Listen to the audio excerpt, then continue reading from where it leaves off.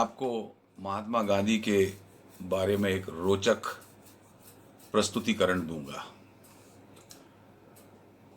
इस शताब्दी में गांधी के ऊपर जितनी पुस्तकें लिखी गईं देश के और विदेश के लेखकों के द्वारा, उतनी पुस्तक किसी और व्यक्तित्व पर नहीं लिखी गई। काफ़ी सारी पुस्तकों का अध्ययन करके मैं इस नतीजे पे पहुंचा कि गांधी के बारे में बड़ी गंभीरता से लिखा गया। इतनी गंभीरता से कि यदि कोई युवा उसे पढ़े तो उसे विषय वस्तु नीरस और बोझिल लगने लगेगी, और इस वजह से युवा बेमन होकर बीच में गांधी को पढ़ना छोड़ भी देते हैं। मैं चाहता था कि गांधी को एक रोचक ढंग से प्रस्तुत करूं, पर इतना बड़ा व्यक्तित्व गांधी का मैं साहस नहीं कर पाता था। मेरी मदद के लिए इस अध्ययन के दौरान एक अनजान बच्ची उभर कर आई जिसका नाम था सोंड्रा बेंज, और 13 वर्ष की उम्र में इस बच्ची ने साउथ अफ्रीका के एक अखबार नेटल एडवर्टाइजर में 13 अप्रैल 1906 के संस्करण में एक विनोदपूर्ण कविता गांधी पर लिखकर प्रकाशित की। कविता है, गूजी गूजी Gandhi oh oh oh, sweet as a candy with paper and pen handy, will fight the battle on Britons, no weapon and arson they have tons, will win he says, people laugh let them anyways. His threat has frightened the Britons, they know not fighting without weapons, how will they face this one? Oh, the Goozy Gandhi has already won. गूजी शब्द एक तत्सम भाषा का शब्द है जिसका अर्थ है प्यारे प्यारे गांधी। इस कविता को पढ़कर मुझ में साहस आया कि गांधी को विनोद में भी परिभाषित किया जा सकता है, और जब विनोद में किया जा सकता है तो व्यंग में भी, पराव्यंग में भी, अतिव्यंग में भी, निंदा में, आलोचना में, तिरस्कार में, भर्त्सना में, विद्रूप में, कई तरीके से गांधी को परिभाषित किया जा सकता है। श्री आनंद वर्धन सिंह जी के उत्साहवर्धन से मैं इस काबिल हो पाया कि ये प्रस्तुतिकरण आपके सामने कर सकूं, और इसका श्रेय मैं उस बच्ची को, सोंड्रा बेंज को देता हूं, और मेरे सम्माननीय मित्र आनंद वर्धन सिंह जी को देता हूं। आइए गांधी पर एक रोचक प्रस्तुतिकरण। चलिए एक रोचक ढंग से गांधी को जानते हैं। गांधी एक सरफरा इंसान था। यह 2 अक्टूबर 1869 को पृथ्वी पर आया, 30 जनवरी 1948 तक रहा, और अपने लगभग 80 बरस के जीवन काल में यह सरफरा आदमी 80,000 किलोमीटर पैदल चला, जो भूमध्य रेखा पर पृथ्वी की 2 परिक्रमा के बराबर है। न केवल यह सरफरा था, यह एक अजीब इंसान था। यह इतना अजीब था कि सन 1931 में जब यह लंदन गया दूसरी गोलमेज कॉन्फ्रेंस में, तो आप चित्र में देख सकते हैं अपार जनसमूह इस आदमी की एक झलक पाने के लिए इकट्ठा हुआ। यह अलग बात है कि उस वक्त के मशहूर अखबार ट्रिब्यून अमेरिका ने अपनी रिपोर्ट में लिखा कि लंदन की सड़कों पर कभी इतने फूल नहीं बिछाए गए, किसी घर की छत पर पैर रखने की जगह नहीं थी, किसी फुटपाथ पर 1 इंच जगह नहीं थी, सारा लंदन उमड़ पड़ा था इस अजीब आदमी की एक झलक पाने के लिए। इसकी अजीबो गरीब हरकतों को देख देख कर इस सदी के महानतम वैज्ञानिक अल्बर्ट आइंस्टाइन ये लिखने के लिए मजबूर हुए कि आने वाली नस्लें शायद ही यकीन कर पाएंगी कि इस जैसा हाड़ मांस का बना कोई कभी इस पृथ्वी पर चला था। न केवल ये सरफरा और अजीब था, ये बेहद डरावना इंसान था। इसकी दहशत की हद ये थी कि वो ग्रेट ब्रिटेन की सरकार, जिसको कि इसने जड़मूल से कई देशों से उखाड़ दिया था, इसकी मौत के बाद भी इससे इतना डरती थी कि उन्होंने अपने संसद भवन के मुख्यतम स्थान पर इस डरावने इंसान की एक प्रतिमा लगाई।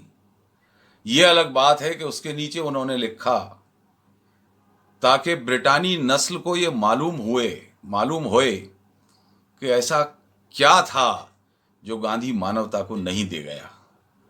और इसकी दहशत आज भी कायम है। अभी मार्च 2019 में जब इंग्लैंड के मैनचेस्टर शहर में कुछ अराजकता बढ़ी, कुछ नागरिकों की अनुशासनहीनता बढ़ी, तो वहां के मेयर ने यह फैसला लिया कि अब इनको डराने के लिए गांधी की एक प्रतिमा स्थापित की जाए, और गांधी की सबसे ऊंची और छठवीं प्रतिमा इस शहर में मैनचेस्टर में स्थापित की गई। अब आप लोग मुतमईन हो गए होंगे और ये विश्वास करने लगे होंगे कि ये इंसान अजीब था, सरफरा था, डरावना था। तो आप सबकी अनुमति से मैं इसकी थोड़ी सी जीवन गाथा आपको बताता हूं।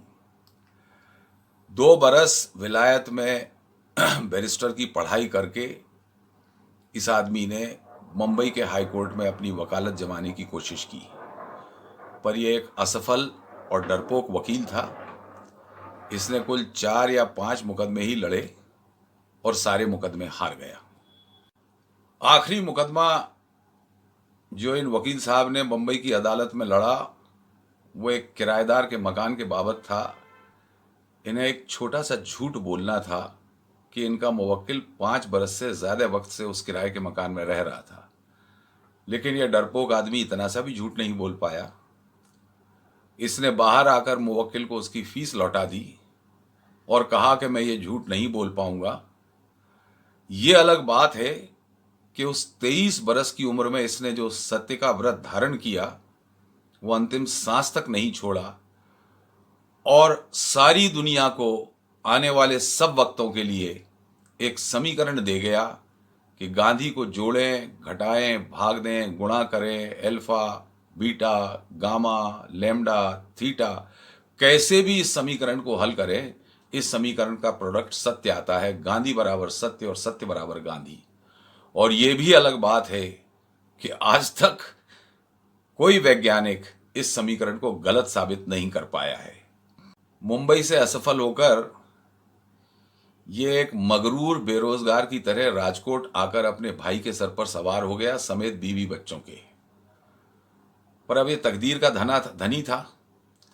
दादा अब्दुल्ला, जो उस वक्त साउथ अफ्रीका के धनाढ्यतम व्यापारियों में थे, जिनके के जहाज चलते थे साउथ अफ्रीका से लंदन, साउथ अफ्रीका से हिंदुस्तान के लिए, वो उन दिनों राजकोट आए हुए थे और उनका गांधी के परिवार से परिचय था।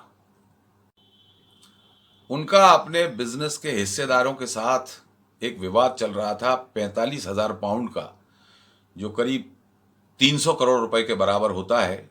7 साल से मुकदमा साउथ अफ्रीका की सुप्रीम कोर्ट में अटका हुआ था और ख़ास मुश्किल ये थी कि जो भी खतो किताबत और हिसाब के दस्तावेज थे वो गुजराती में थे, इसलिए उनके अंग्रेज़ वकीलों को उनका केस कोर्ट में रखने में मुश्किल आती थी।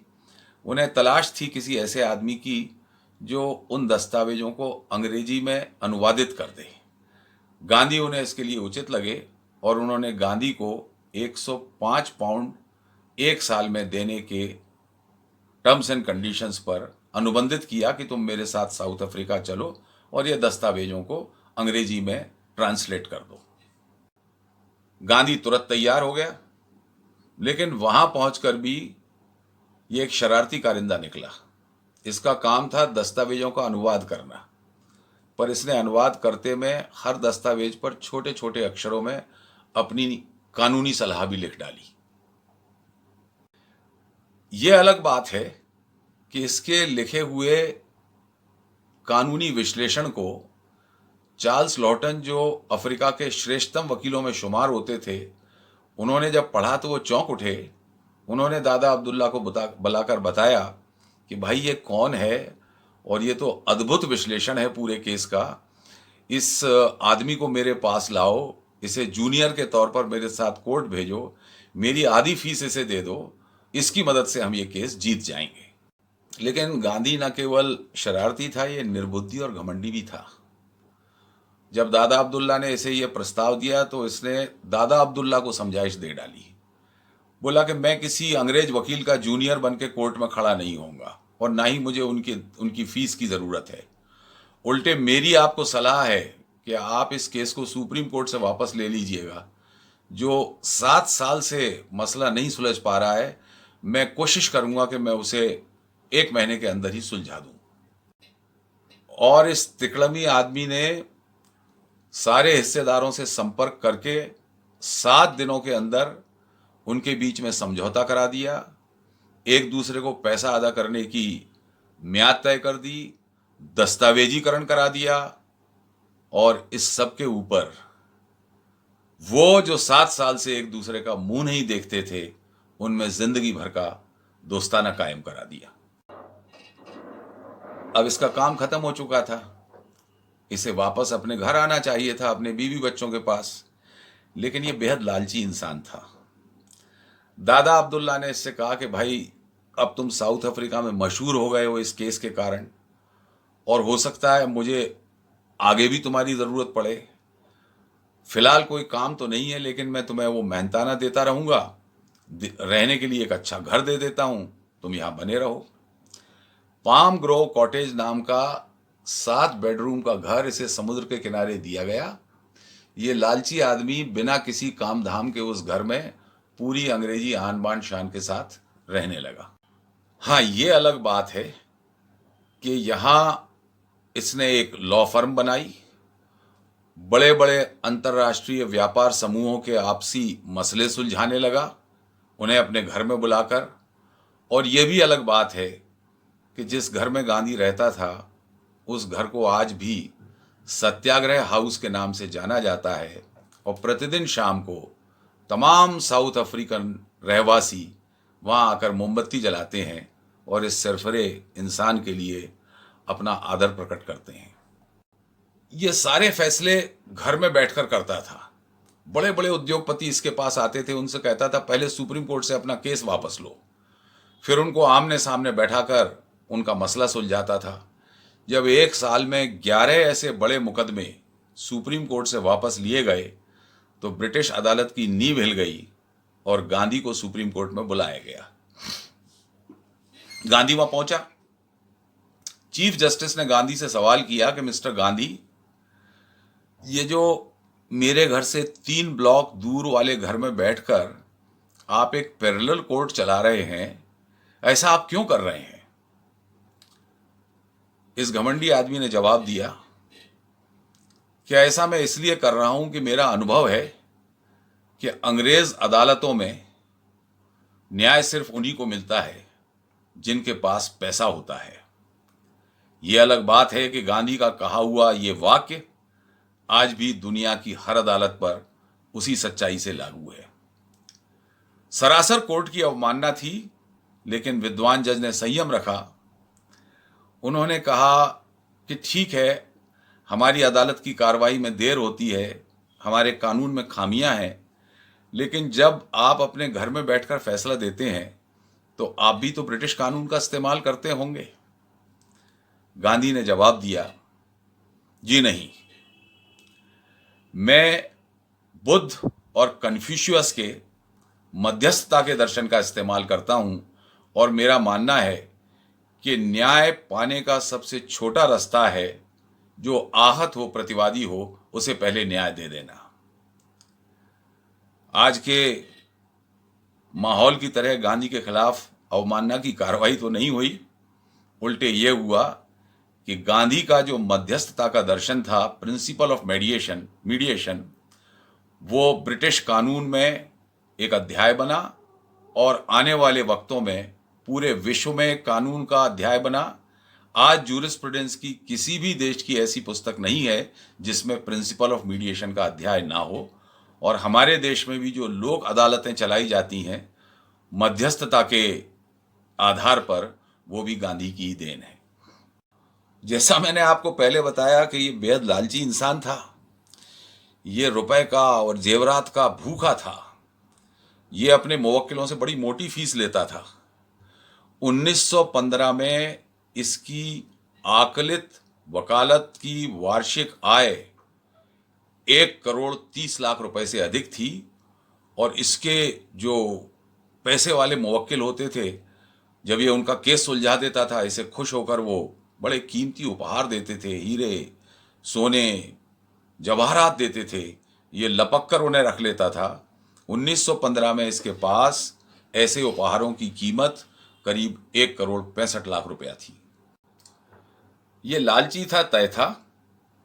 पर यह अलग बात है कि 1915 के बाद जब ये साउथ अफ्रीका से भारतवर्ष आने का निर्णय ले चुका, तो जितने महंगे उपहार इसके पास थे, इसने उन्हें अपनी कार में रखा, घरों घर गया और सबको ये कहकर वापस किए कि आपने ये कीमती उपहार मुझे इस यकीन के साथ दिए थे कि मैं आपकी खिदमत करता रहूँगा, लेकिन मैं अब अपने मुल्क वापस जा रहा हूँ, इसलिए इन पर मेरा कोई अधिकार नहीं है, आप इन्हें वापस ले लीजिए।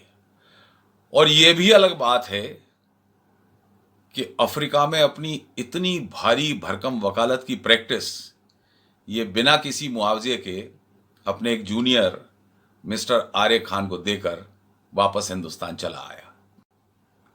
ये भूमाफिया भी था, गांधी भूमाफिया भी था। इसका एक दोस्त था हरमन केलेनबेक, जो बहुत प्रसिद्ध आर्किटेक्ट और बिल्डर था। इसने उसे बातों में भिड़ाकर उससे 1000 एकड़ जमीन हड़प ली थी। हाँ, ये अलग बात है कि उस जमीन पर इसने विश्व प्रसिद्ध टॉलस्टॉय फॉर्म बनाया, जहां 300-400 गोरे दंपत्ति भी इसके शिष्य बनकर रहने लगे। ये बहुत चालाक था, इसने उनके हाथों में भी फावड़ा और कुदाली थमा दी और उनसे भी कहता था अपना सारा काम अपने हाथ से करो। ये अलग बात है कि जितने समय गांधी इस आश्रम में रहते थे, सारे आश्रम वासियों के लेटरीन बाथरूम खुद साफ करते थे। न केवल ये भूमाफिया था, ये अवैध हथियारों का निर्माता भी था।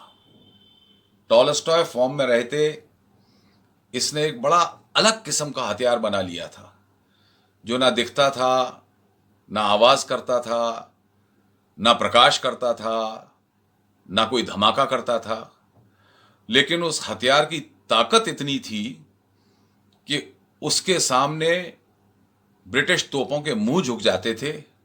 उसकी मार से ब्रिटिश फौज के जो बमवर्षक विमान होते थे, वो आकाश में वहीं के वहीं थम जाते थे। और इस हथियार का नाम था सत्याग्रह। न केवल ये अपने दोस्तों से जमीन हड़प लेता था, इसको ये कब्जा करने की आदत थी। ये सरकारी इमारतों पर भी कब्जा कर लेता था। 1906 में साउथ अफ्रीका में इसने शहर के बाहर बनी हुई एक सरकारी गोडाउन का ताला तोड़कर उस पर कब्जा कर लिया। ये अलग बात है कि उस वक्त साउथ अफ्रीका में प्लेग की महामारी थी। सरकारी अस्पतालों में मरीजों की चिकित्सा ठीक से नहीं हो पा रही थी, उतनी जगह नहीं थी। इसने इस गोडाउन का ताला तोड़कर गोडाउन को अस्पताल में परिवर्तित कर दिया और अपने साथियों के साथ रोगियों को वहां लाकर उन्हें भर्ती कर उनकी सेवा में लग गया। गोडाउन पर कब्जा करने से इसका मन नहीं भरा। कुछ समय बाद इसने जोहानिसबर्ग के कस्टम हाउस पर कब्जा कर लिया। वहां एक बड़ा अस्पताल बना दिया और मरीजों की सेवा करने लगा। और यह भी अलग बात है कि रॉबर्ट पाइने ने अपनी पुस्तक में लिखा है कि जब सारा जोहानिसबर्ग शांत अपने घरों में बंद होकर बैठा था, तब अकेला गांधी एक साइकिल पर शहर की गली गली मोहल्ले मोहल्ले घूमते हुए देखा जा सकता था। घर घर जाकर दस्तक देता था कि यदि आपके यहाँ कोई रोगी है तो छुपाइए मत, मेरे साथ भेज दीजिएगा, मैंने अस्पताल बना लिया है, उसे वहां भर्ती कर दीजिएगा। और ये भी अलग बात है कि इसकी इस लगन और सेवा से प्रभावित होकर क्लर्क ऑफ द टाउन यानी मेयर, जो जोहानिसबर्ग के मेयर थे, उन्होंने इसे बुलाकर कहा कि मैं आपको असीमित फंड देता हूं और सारे फंड खर्चे करने का अधिकार भी मैं आपको देता हूं। ये जमीन और मकानों पर कब्जे करने के अलावा ये डॉन था, ये डॉन गांधी था। न केवल ये अवैध हथियार बनाता था, ये अवैध हथियारों की तस्करी भी करता था। इसकी अंतरराष्ट्रीय गैंग थी। मैं इसकी गैंग के कुछ गैंगस्टर्स से आपका परिचय कराता हूं। Louis Fischer, Nelson Mandela, Martin Luther King, Dalai Lama, Albert Einstein, Khan Abdul Ghaffar Khan, George Bernard Shaw, मशहूर कवित्री परलेस बक, रिचर्ड एटनबरो। ये तो अपने डॉन का इतना मुरीद था कि इसने अपने डॉन की जिंदगी पर पूरी एक फिल्म ही बना डाली थी। इसकी गैंग आज भी कायम है। बराक ओबामा, जॉन लेनान जो विश्व प्रसिद्ध संगीतज्ञ हैं, अल गोर जो यूनाइटेड किंगडम के डिप्टी प्राइम मिनिस्टर थे, और बराक ओबामा तो इस डॉन का इतना पक्का गैंगस्टर था कि जब बराक ओबामा ने 10 वर्ष का कार्यकाल पूरा किया यूएस के प्रेसिडेंट का, तो एक पत्रकार ने उनसे पूछा कि मिस्टर ओबामा, बड़ा सफल कार्यकाल आपने बिताया, कोई ऐसी इच्छा जो अधूरी रह गई हो? तो आप जान के ताज्जुब में पड़ जाएंगे। बराक ओबामा ने कहा कि अगर आज मेरा डॉन, मेरी गैंग का मुखिया गांधी जिंदा होता तो मैं एक दिन गांधी के साथ गुजारना चाहता। अब मैं आपको इसके सबसे मजबूत चेले से मिलवाता हूं। जो डॉन गांधी का सबसे ताकतवर और वफादार चेला था स्टीव जॉब्स, जिसकी की एप्पल टेक्नोलॉजी का इस्तेमाल आप रोजमर्रा में करते हैं। ये ढूंढ ढूंढ कर अपने डॉन की तस्वीरें निकालता था और वैसी ही धज बनाकर खुद की तस्वीर खिंचवाता था। देखिए कैसे अपने डॉन के जैसा रूप बनाकर तस्वीर खिंचवा रहा है, और तस्वीर देखिएगा, डॉन के जैसा बनकर खिलखिला रहा है। ये अलग बात है कि 1997 में जब स्टीव जॉब्स ने एप्पल 2 टेक्नोलॉजी डेवलप कर ली, तो अमेरिका में 5,000 वैज्ञानिकों और विश्व भर के उद्योगपतियों से खचाखच भरे हॉल में इसने एक सम्मेलन रखा, जहां अपने डॉन गांधी की इसने एक आदमकद तस्वीर लगाई और खुद गांधी जैसी चादर ओढ़कर गांधी की धज बनाकर मंच पर आया, और इसने जो कहा वो ऐतिहासिक है। स्टीव जॉब्स ने कहा, to this craziest of all, because he knew he can change the world and he did change the world. इस पागल को, इस सबसे बड़े पागल को मैं अपना शोध, अपना काम समर्पित करता हूं, इसलिए कि इसे मालूम था कि यह दुनिया बदल सकता है, और इसने दुनिया बदल दी। आपके दिमाग में तस्वीर बन गई होगी कि ये कोई बहुत बड़ा डॉन या बड़ा प्रभावशाली आदमी था या बहुत बड़ा किरदार था। ये एक छोटा सा सटोरिया भी था। ये जो आप आजकल देखते हैं क्रिकेट के, टेनिस के, फुटबॉल के मैचेस में बैटिंग होती है, सट्टे लगाए जाते हैं, इसकी इजाद गांधी ने की थी। ये जब साउथ अफ्रीका में था तो इसने देखा कि क्रिकेट सिर्फ अमीर लोगों के द्वारा खेला जाता था, गरीबों के बच्चे फील्ड के बाहर खड़े रहते थे। तो इसने 3 फुटबॉल क्लब बनाए, नेटल, डरबन और जोहानिसबर्ग, और उन तीनों टीम्स के आपस में मैच कराता था। चूंकि ये रसूखदार था, धनी आदमी था, बड़े बड़े लोगों में इसकी पहुंच थी, तो उनको जाकर न्योता देता था कि आइए मेरी टीमों का मैच देखिए, और फिर इन्हें उकसाता था कि सट्टा लगाइए, और सट्टे में जो रकम गांधी को मिलती थी वो गांधी अपने पास रख लेता था। बात है कि उस रखी हुई रकम को गांधी मैच खत्म होने के ठीक बाद उन घरों में जा जाकर देता था कि जिन घरों के मर्द गांधी के साथ पैसिव रेजिस्टेंस, सविनय अवज्ञा के आंदोलन में साउथ अफ्रीका की जेलों में भेज दिए गए थे। बहुत हर्ष का विषय आपके साथ साझा करता हूं। कैसा प्रभाव था गांधी का कि आज भी गांधी की फुटबॉल की टीम जिंदा है। ब्राजील का एक खिलाड़ी है हर्बरियो मेटो पायर्स, उसने अपना नाम रखा है महात्मा गांधी हर्बरियो मेट्रो पायर्स, और वो हर साल ओलंपिक में सांकेतिक तौर पर गांधी की एक फुटबॉल टीम जरूर दाखिल करता है। अब एक और दुर्गुण बताता हूं इस अजीब आदमी का आपको। ये कोई धंधा नहीं छोड़ता था, ये टिकटों का ब्लैक भी करता था। गांधी टिकटों का ब्लैकिया था।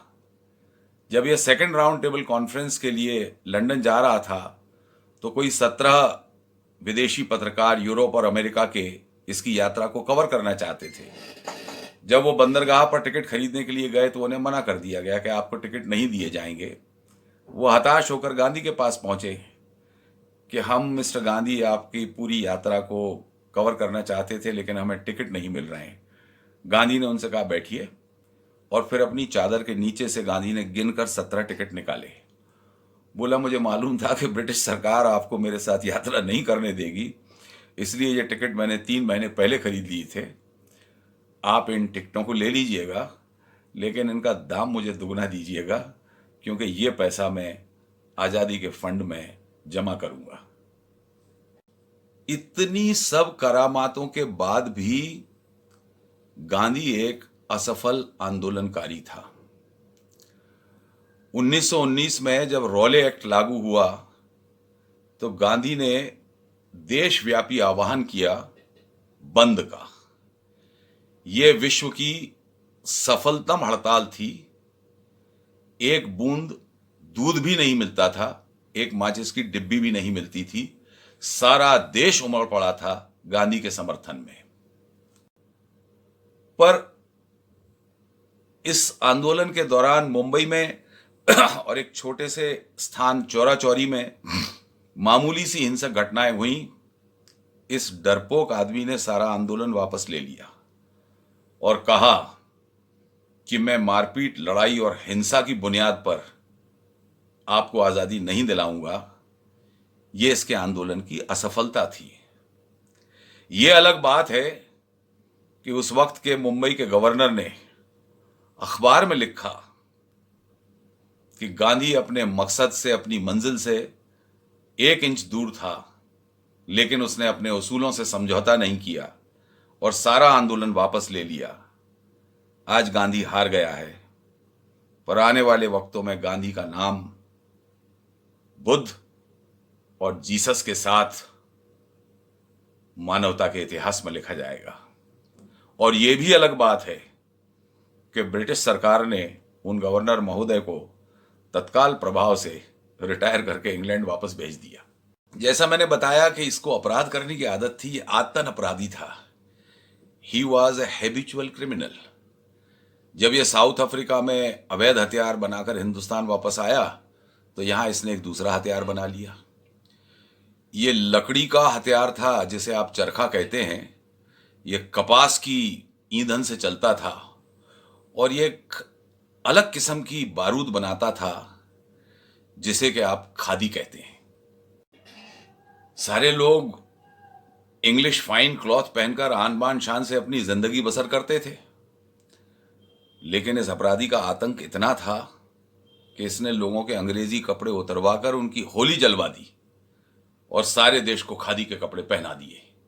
यहां तक कि लेडी एडविना माउंटबेटन, जो वायसराय की पत्नी थी, और उनकी छोटी सी बच्ची, उनको भी इसने खादी का गाउन और फ्रॉक बनवाकर भेंट कर दी। उन्होंने भी उसे ससम्मान धारण कर लिया। यहीं इसकी अपराध की प्रवृत्ति खत्म नहीं हुई, ये आर्थिक अपराध भी करता था। इसने लोगों से कहा कि रुपए का उपयोग बंद करो, पौंड का उपयोग बंद करो, सूत को करेंसी की तरह उपयोग करो। 2 किलो सूत लाओ, 1 किलो चावल ले जाओ, 5 किलो सूत लाओ, आधा किलो घी ले जाओ। रुपए का चलन कम हुआ, रुपए और पौंड का विनिमय कम हुआ। ब्रिटिश सरकार को 1 साल में 60 करोड़ रुपए का आर्थिक हर्जाना हुआ। इसकी एक और पहलू मैं बताता हूं। गांधी चिंदी चोर था। इसके पास दुनिया भर से जो चिट्ठियां आती थीं ये उनको फाड़ कर नहीं फेंकता था, एक एक छोटी छोटी चिंदी को सहेज कर अपने पास रख लेता था और उसमें जो खाली जगह रहती थी उसका इस्तेमाल लिखने के लिए और चिट्ठियों का जवाब देने के लिए करता था। ये था चिंदी चोर। पर यह महत्व की बात है कि आज जिस पर्यावरण के लिए हम लाखों करोड़ों रुपया खर्च करके योजनाएं बनाते हैं, गांधी को 100 वर्ष पहले उसकी चेतना थी और वो हमेशा कहता था कम से कम कागज का उपयोग करिए, वृक्षों को बचाइए, वनस्पति को बचाइए। अब मैं इस व्याख्यान के आखिरी मुकाम पर हूं और गांधी भी अपने सरफरेपन के आखिरी मुकाम पर आ गए हैं। 1930 तक ये आदमी संपूर्ण रूप से पागल हो गया। इसने अचानक घोषणा कर दी कि मैं नमक बनाऊंगा। पंडित जवाहरलाल नेहरू ने, सरदार पटेल ने, राजर्षि पुरुषोत्तम दास टंडन ने इसे समझाया कि बापू हम टैक्स देना बंद करते हैं, सरकारी नौकरियों से इस्तीफे दिलवाते हैं, नमक बनाने से क्या होगा। पर यह पूर्ण रूप से पागल हो चुका था। इसने कहा मैं नमक बनाऊंगा और नमक बनाने से ब्रिटिश सरकार की नींव हिल जाएगी। विंस्टन चर्चिल जो उस समय ग्रेट ब्रिटेन के प्रधानमंत्री थे, उन्होंने इंडिया ऑफिस को टेलीग्राम किया कि इस बार इसे गिरफ्तार करो तो जेल नहीं पागल खाने में भेजना। लंदन टाइम्स में हेडलाइन थी कि ब्रिटिशर्स गांधी के इस पागलपन पर अपनी हंसी रोक नहीं पा रहे हैं। इतना तगड़ा दौरा था पागलपन का कि इस आदमी ने किसी की नहीं सुनी और 12 मार्च 1930 को सवेरे 6:30 बजे कुल 81 लोगों के साथ ये साबरमती के आश्रम से समुद्र तट की ओर चल पड़ा। अलग बात है कि इसके पहले घंटे की यात्रा में इसके पीछे करीब 5,000 पुरुष और महिलाओं का समूह चलने लगा। यह भी बहुत अलग बात है कि इस पूरी लगभग 250 किलोमीटर की यात्रा में गांधी ने एक बार भी पीछे मुड़कर नहीं देखा कि कौन साथ है कौन नहीं साथ। और यह भी अद्भुत है कि यह अपनी सनक में दिन और रात चलता रहता था। गर्मी का मौसम था, गुजरात बहुत तपता था।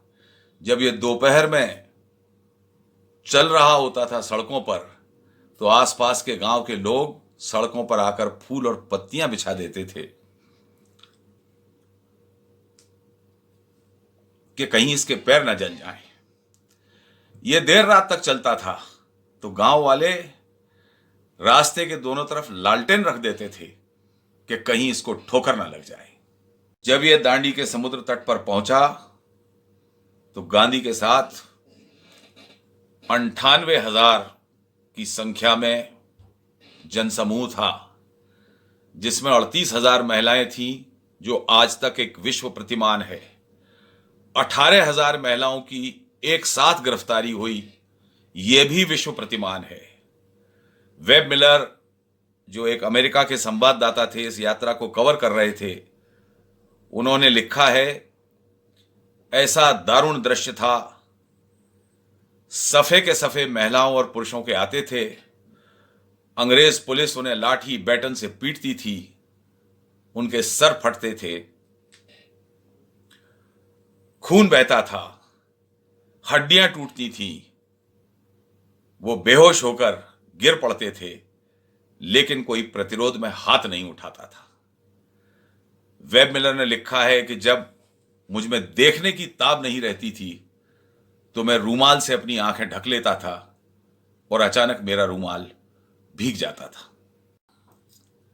यह पागल समुद्र तट पर पहुंचा। इसने एक मुट्ठी रेत अपने हाथ में ली, उसे हथेलियों में मला, फूंक मारी और फिर मुट्ठी बंद कर ली। बोला कि मैंने नमक बना दिया है और अब ब्रिटिश सरकार की नींव हिल जाएगी। हिंदुस्तान के हर बंदरगाह पर और उन सब जगहों पर जहां भी खारा पानी था, हजारों लाखों की संख्याओं में लोगों ने निकलकर नमक बनाया। उस वक्त टाइम्स अखबार में एक व्यंग छपा था कि वायसराय की विडंबना, किसे गिरफ्तार करें किसे ना करें, सारा देश गांधी हो गया था। इतने लोग गिरफ्तार हुए कि जेलों में जगह नहीं थी। विंस्टन चर्चिल, जिन्होंने कहा था कि इसे पागल खाने भेजना, ये लिखने के लिए लाचार हुए कि गांधी के द्वारा बनाया हुआ एक चुटकी नमक आने वाले सब वक्तों में ब्रितानी कौम के मुंह पर तनो कालिख के समान है। अब जैसा मैंने बताया कि बहुत डरावना आदमी था, लाखों की गिरफ्तारी हुई, लेकिन 2 माह तक ब्रिटिश सरकार गांधी पर हाथ नहीं डाल पाई। 2 माह बाद रात के 2 बजे 300 सशस्त्र सैनिकों की टुकड़ी के साथ सूरत के जिला कलेक्टर ने इसे खुले मैदान में से गिरफ्तार किया, जहां ये एक आम के पेड़ के नीचे सो रहा था। और यह भी अलग बात है कि इस आंदोलन के बाद गांधी ने किसी के भी घर का आतिथ्य स्वीकार नहीं किया, यह कहकर कि मुझे मालूम है अंग्रेज सरकार मुझे रात में ही गिरफ्तार करेगी और मैं नहीं चाहता कि मेरे कारण किसी भी परिवार की नींद में खलल पड़े। गिरफ्तार करके इसे एकांतवास में शिवाजी फोर्ट भेज दिया गया। इस पर कोई केस नहीं चलाया गया, लेकिन जब ब्रिटिश सरकार पर इतना अंतर्राष्ट्रीय दबाव बना, इतनी उनकी छिछालेदर हुई, तो उन्होंने गांधी पर केस चलाया। गांधी कोर्ट में पेश किए गए। विद्वान जज ने कहा कि मिस्टर गांधी, यह अद्भुत फैसला है, इसे आप ध्यान से सुने। विद्वान जज ने कहा कि मिस्टर गांधी, आपके ऊपर आरोप है कि आपने नमक बनाया है। सूरत के जिला कलेक्टर ने प्राथमिकी आपके खिलाफ दर्ज की है और आपने भी स्वीकार किया है कि आपने नमक बनाया है।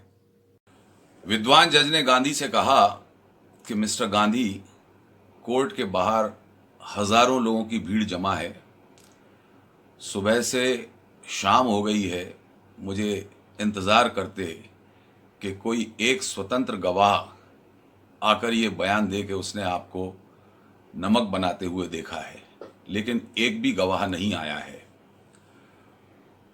वर्तमान ब्रिटिश कानून के मुताबिक जब तक कि स्वतंत्र गवाही ना हो, सिर्फ आपके कबूलनामे और शिकायत के आधार पर मैं आपको दंड नहीं दे सकता हूं। मेरी दुविधा है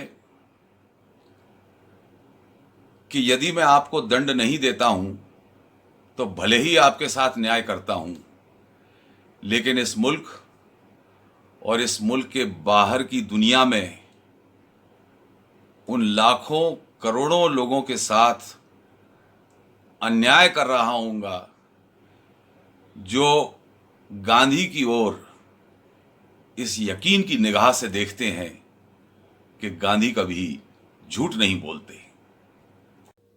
विद्वान जज ने आगे कहा कि इसलिए इंसानी कौम के इतिहास में सच की हिफाजत करने के लिए मैं कानून की परिधि से बाहर जाकर आपको कारावास भेजता हूं और आपके साथ आता हूं। इतना कहकर जस्टिस ब्रूमफील्ड्स बोर्ड से उठे, नीचे उतरे और गांधी के पास सर नवाकर खड़े हो गए। अभी हाल ही में एक नेताजी ने बयान दिया था कि गांधी एक चतुर बनिया था। वाकई ये बयान बिल्कुल सच था। जस्टिस ब्रूमफील्ड्स के इतने विनम्र और भावुक होने के बावजूद भी गांधी पर कोई फर्क नहीं पड़ा।